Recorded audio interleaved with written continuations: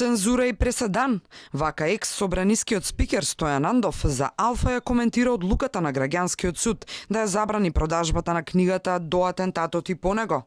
Околу книгата се крена прашина уште по промоцијата. Отиво неа авторот упатува на наводна вмешаност на професорот Љубомир Фрчковски во атентатот на поранишниот претседател Глигоров. Фрчковски му поднесе тужба за клевета.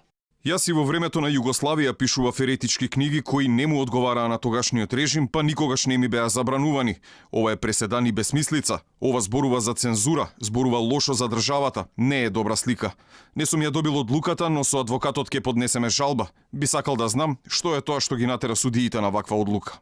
Од судот со објаснување дека одлуката е донесена на барање на тужителот, кој освен на доместок на штета, побарал и забрана за продажба. Судот, постапувајќи по предлогот за определување на привремена мерка на ден 11.3.2019 година, донесе решение со кое предлогот на тужителот за определување на привремена мерка се усвојува и се забранува понатамошна продажба и располагање со книгата на тужениот. Привремената мерка стапи на сила на денот на донесување на решението, а со важност до правосилно завршување на постапката за утврдување на одговорност за клевета и надомест на нематеријална штета по предметната тужба.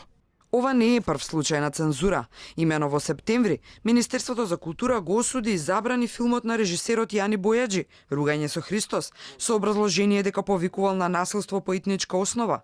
Ни премиерот Заев не се водржа тогаш од осуда, иако филмот доби престижна награда од филмското жири на Монтреал.